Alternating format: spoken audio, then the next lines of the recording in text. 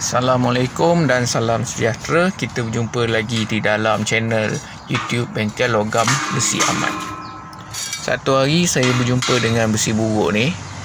Daripada ia berkarat macam tu saja, saya bercadang nak buat dapur kayu tempat bakar sate.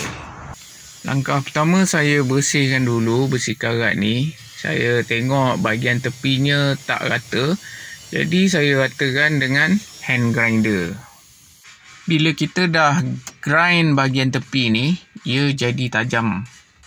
Jadi saya tumpulkan dia dengan menggunakan kikir. Bahagian yang sebelahnya saya buat perkara yang sama juga. Bahagian tepi ni, orang terdahulu dia dah potong sikit. Jadi saya nak buang yang bahagian tepi ni. Saya marking dulu sebelum saya potong. Okey, dah siap marking dan saya potong.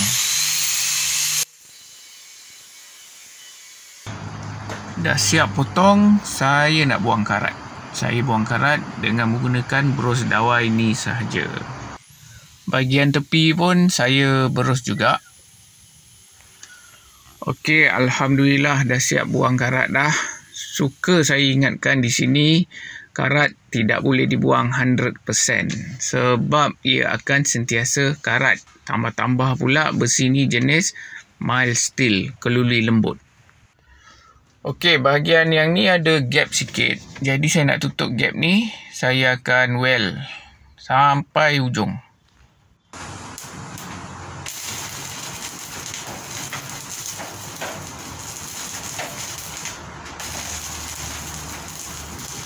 Bahagian dalam pun sama juga, saya weld juga. Bila dah siap weld, saya spray. Saya spray dengan menggunakan spray yang tahan panas. Spray tahan api panas ketika kita memasak. Spray ni juga digunakan pada exhaust motor kebiasaannya. Bahagian dalam pun saya spray juga, buat benda yang sama. Dan begitu juga bahagian lain pun saya spray juga. Bila dah siap spray, saya biarkan seketika, biar kasih dia kering. Jadi sementara nak tunggu kering tu, kita buat benda lain dulu. Kita letak tepi dulu. Sementara itu, kita buat pintu kiri kanannya dulu dengan besi buruk ni. Macam biasa, tepinya tak rata. Saya ratakan dulu dengan menggunakan hand grinder. Bila dah ratakan, guna bros dawai untuk bersihkan yang karat-karat tu. Alhamdulillah, dah siap buang karat. Seperti biasa, karat tidak boleh dibuang 100%. Sebab besi logam dia akan sentiasa karat. Tambah-tambah pula jenis keluli lembut, mild steel. Dan spray dengan menggunakan spray yang saya gunakan tadi. Sementara nak tunggu dua-dua pintu ni betul-betul kering, kita letak tepi dulu. Dan sambung balik pada bahan kerja bahagian dapur yang dah kering ni. Bahagian tepi ni saya nak buat pintu utama dapur. Saya mulakan kerja dengan marking dia dulu. Okey, inilah dia rupa kerja marking. Dalam bahasa Inggeris, dalam bahasa orang putih, marking. Dalam bahasa Melayu, menanda. Pucuk sudut marking 90 darjah ni saya kasih drill. Antara tujuan untuk kita drill pada sudut 90 darjah ni adalah bertujuan supaya bila mana kita potong nanti, kita tidak terlajak potong melebihi garisan yang telah ditanda. Okey, kita mula potong. Bismillahirrahmanirrahim.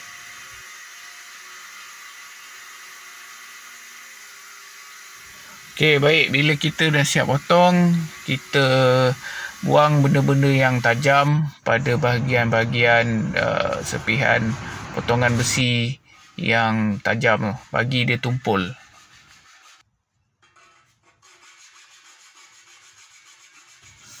Okey, baik, inilah rupanya bila kita drill pada bahagian yang bersudut 90 darjah tu, supaya ada ruang kelegaan. Okey, lebihan potongan tadi tu saya jadikan dia pintu dan saya weldkan dia dengan encel yang bersaiz kecil.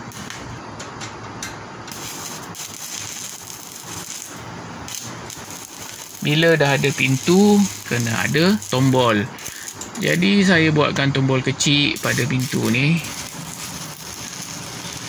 Dan bila dah ada tombol, kena ada kunci. Saya fikir saya nak buat kunci dengan cara selak saja. Saya ada dua bracket ni. Bracket ni saya nak buat dia jadi poket selak. Saya ambil hammer, ketuk, bengkokkan dia dulu. Dan saya ada sebatang steel bar. Steel bar ni saya nak gunakan dia untuk buat bahagian tepi poket selak. Saya tanda terlebih dahulu. Lepas tanda, saya bengkokkan. Dan dapatlah lebih kurang macam ni bentuk dia. Jadi mana yang lebihan tu, yang itu yang ditanda garis putih tu saya nak buang. Saya potong dengan menggunakan seperti biasa hand grinder. Okey, secara kasar macam ni, saya ada dua yang telah saya bengkokkan dan dua pelik besi, dan bahagian tepi tadi saya susun dia macam ni. Saya letakkan dulu bahagian belakang di atas dua steel bar yang saya bendkan, yang saya bengkokkan. Kemudian bahagian tepinya, kemudian bahagian depannya. Okey, macam inilah kedudukannya secara kasar idea. Kemudian saya welding. Bila dah siap welding, saya bersihkan dulu. Mana welding yang comot-comot tu saya bersihkan, saya grindkan dia. Kemudian saya spray. Saya spray menggunakan spray yang berwarna flat black. Okey, di sini saya ada 4 bracket. 4 bracket ni dah saya bersihkan, dah diukur dengan elok. Dan 4 bracket ni saya nak buat tempat untuk alat memegang dapur. Yang ini pula saya dah tanda awal-awal mana yang nak saya potong dan masukkan encel. Encel yang saya gunakan adalah encel yang bersaiz kecil. Saya menggunakan 4 unit encel.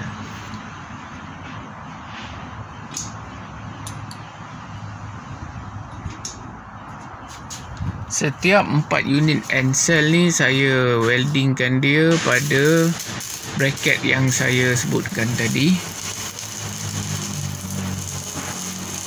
Dan kemudian saya weldkan dia pada badan dapur. Kemudian saya ambil besi jenis Y. Besi Y ni saya pilih dia sebab sedap untuk memegang dia. Dia ada dia punya macam neling dia tu. Dan besi weld tu saya weldkan dia pada bracket yang saya sebutkan tadi. Okey, baik, lebih kurang idea kasar dia macam ni lah, lebih kurang untuk kita pegang dia. Macam shopping bag lah kan.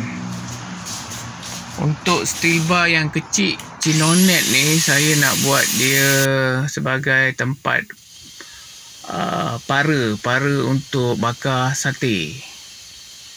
Okey, idea dia lebih kurang macam ni lah. Tu ikon yang saya tunjuk dengan jari kecil tu, itu saya weldkan besi kecil Cinonet tadi dekat situ sebagai para untuk tempat kita bakar sate. Bila dah weld tu, mana yang kesan-kesan welding yang comot-comot tu saya tak mau. Saya bersihkan dia dengan menggunakan hand grinder. Okey, yang ini adalah 2 pintu yang dah kering yang masa awal-awal kita spray tadi, dan saya dah siap marking tanda. Mana yang tanda tu saya nak potong. nak attachkan dia, nak weldkan dia dengan encel yang bersaiz kecil. Kemudian saya start potong. Bila dah potong, saya test power dulu, tengok boleh masuk ke tak dengan encel.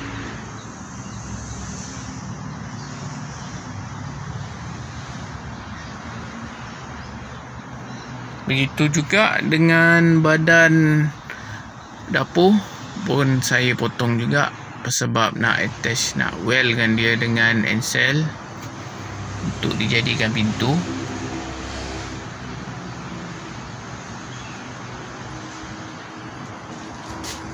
Okey, bila dah betul-betul fit untuk pintu dan untuk badan dapur, saya teruskan dengan weldkan dia. Saya weld pada pintu terlebih dahulu, kemudian saya weldkan pula pada badan dapur.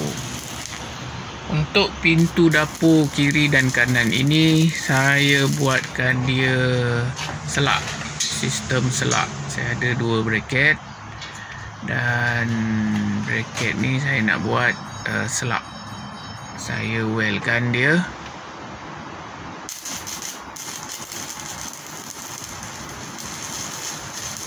Okey, bila dah siap weld, jadi macam ni lah rupanya selak yang nak saya gunakan. Untuk bahagian bawah dapur, saya weldkan dia kaki dapur yang kecil je saya buat. Langkah yang terakhir, saya spraykan dapur ni dengan warna flat black. Baik, alhamdulillah siap juga dapur ni. Ni pintu kiri kanan, saya pakai selak aja.